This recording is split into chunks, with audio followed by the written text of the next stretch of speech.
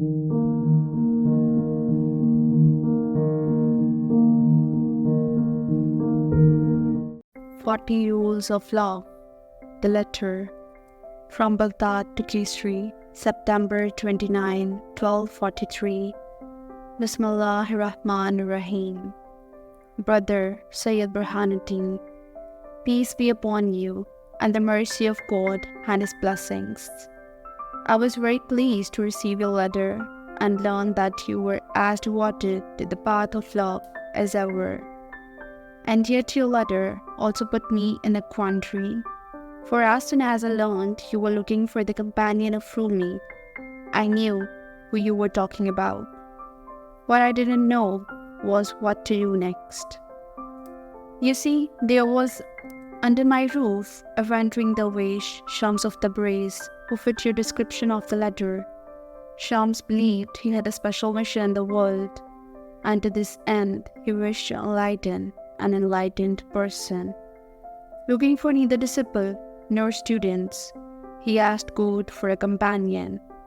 Once he said to me that he hadn't come for common people.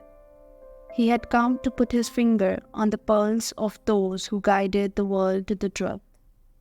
When I received your letter, I knew that Shams was destined to meet Rumi.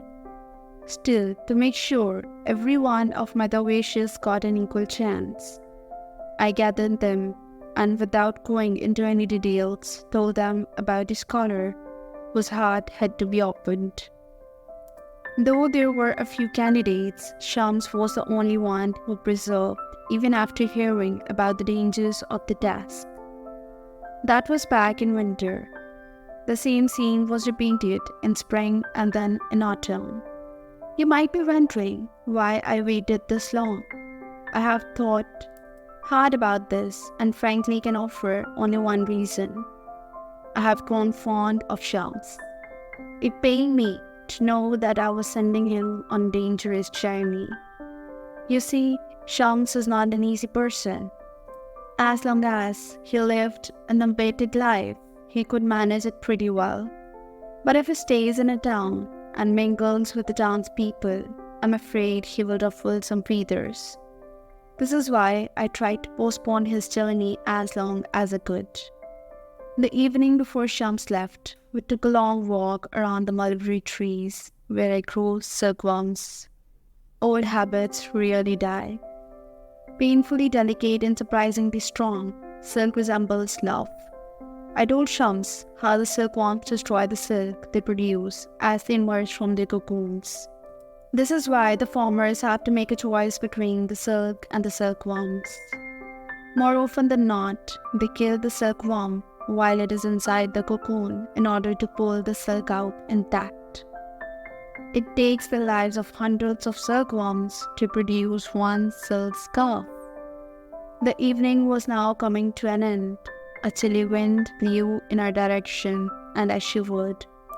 In my old age, I get cold easily, but I knew it wasn't my age that caused this shiver. It was because I realized this was the last time Shams would stand in my garden. We will not see each other again. Not in this world. He too must have sensed it, for there was now sorrow in his eyes. This morning, at the crack of dawn, he came to kiss my hand and ask for my blessings. I was surprised to see he had cut his long dark hair and shaved his beard. But he didn't offer an explanation and I didn't ask. Before he left, he said his part in the story resembled the silkworm. He and Rumi were to retreat in a cocoon of divine love, only to come out when the time was right and the precious silk woven. But eventually, for the silk to survive, the silkworm had to die. Thus he left for Konya. May God protect him. I know I have done the right thing, and so have you. But my heart is heavy with sadness, and I already missed the most unusual and unruly dervish my Lord has ever welcomed. In the end, we all belong to God, and to Him we shall return. May God suffice you.